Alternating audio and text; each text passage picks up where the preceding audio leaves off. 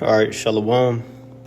I want to start by giving all praises, honor, and glory unto Yahweh, Bahashem, YAHAWASHI, Bahashem, Ruach Kwadash. Double honors to the apostles and the elders of Great Millstone who teach and rule well, and also to their elders, the men that taught them. I pray the Lord have peace, blessings, and mercy upon the households of the hopeful elect. This is the brother Shema One from the Great Millstone Houston Church. And today I want to go into a lesson slash sort of a testimony dealing with a matter with a brother that's in the camp in the Houston church. And, you know, as I was reading Matthew, the 9th chapter, it made me think about that brother. And so this is where this stems from. So I pray this will be edifying. And just to give a kind of overall view of where I'm coming from, they have a brother in the church that's, going through it, dealing with certain ailments. And it was a matter where the camp came and visited the brother in the hospital, and you could see, and this is from my perspective, and you could see the brother was really going through it spiritually and mentally,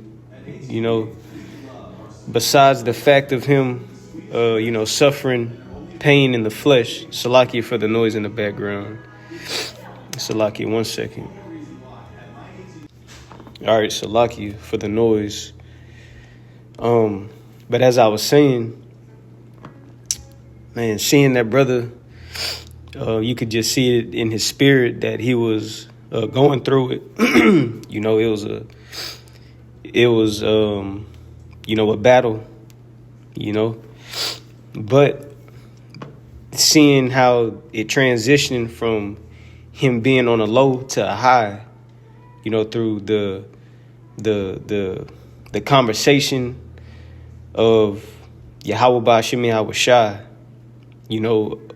which uplifted him in the spirit, and changed the whole vibration, from the brother, from, the words, the comforting words, which were truthful, and full of hope in YAHAWASHI, and also the laying on of hands on the brother, from the elders and the brothers in the camp, anointing that brother and seeing the change and the effect of the spirit of Yahweh Bahashem YAHAWASHI.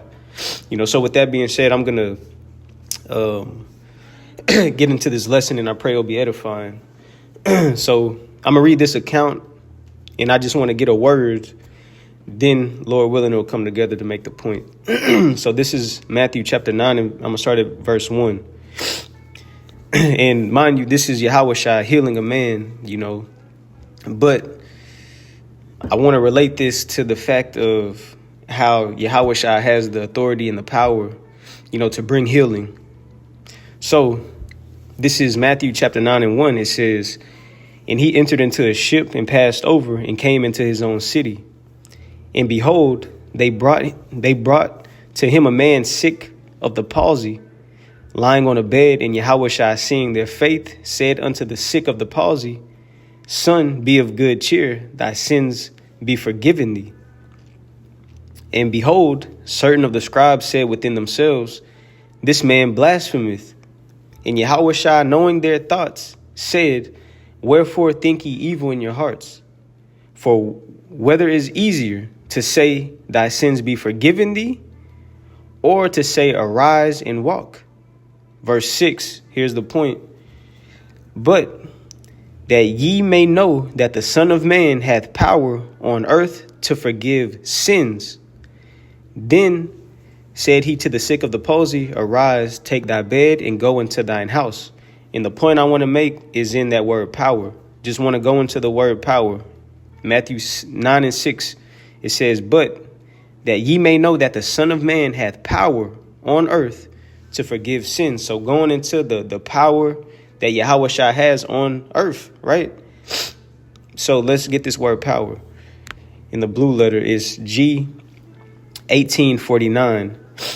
And some of the key definitions that I want, it says the power of choice, liberty of doing as one pleases, the leave or permission, physical and mental power, physical and mental power, the ability or strength with which one is endued, which he either possesses or exercises. And I just want to, I could keep reading because these are all some good points. But I just want to get that point of Yahawashi has the power, the ability, the permission, power of choice, the liberty of doing as one pleases. Whatever Yahawashi wants to do, that's what he's going to do. The fourth point, it says the power or rule of government, which means mind control. Govern means control. Ment goes back to your mental, your mind. The power of him whose will and commands must be submitted to by others and obeyed. And for some reason, reading this account made me think of the brother Yakana, because I literally seen the brother at a low, then within an hour uplifted in the spirit, man. And that comes because of Yahawashi has the power to do so. He has that authority, which can affect both physical and mental, the flesh and the spirit. And seeing that brother, although he was suffering in the flesh still, going through the pain that he's in, you could see the power in the spirit, though. Like, you could see his countenance change in the spirit, where it was like, damn. And the brother even said himself, it feels like a weight was lifted off of him. You could see it. And let me go here real quick to Proverbs chapter 16 and 24. Not finna get too into detail, but just to hit the point of, hey man, the spirit of YAHAWASHI is active. YAHAWASHI is the reason for that whole, account, man. Seeing a brother uplifted in the spirit because of the words that were said, and everything he was being told was from one, dealing with the truth, the truth in these scriptures and the power in the scriptures. And that was enough to do what it did, man. And that's all through the spirit and power of YAHAWASHI, man. Yahawashi, he allowed that to happen. So this is Proverbs chapter 16 and verse 24. It says, a pleasant word, or Salaki, it says, pleasant words are as in honeycomb, sweet to the soul, and healeth, or Salaki, and health to the bones. Let me read that again. Proverbs 16 and 24. Pleasant words are as in honeycomb, sweet to the soul, and health to the bones. Now, let me see. I just want to look it up in another version real quick. Let me see what it says. Let me go to it. Proverbs 16 and 24. All right, I'm going to just read a few. NLT says, Proverbs 16 and 24, kind words are like honey, sweet to the soul and healthy for the bones. The GNT says, kind words are like honey, sweet to the taste and good for your health. And dealing with this brother in his situation right now, he's being, afflicted, in his health. But man, the sweet words of YAHAWASHI in the spirit that's attached to Yahawashi, that's where that healing came from. That's where that good taste came from. And you could see it. Like I said, although he's, being, suffering from an ailment, but you could see the health in the spirit, man. The uplifting in the spirit coming from a low to an increase in the spirit. And that was just a faith booster, and anointing the brother. You could just feel it in the room that, man, the spirit of Yahawashi is within, this room. you know.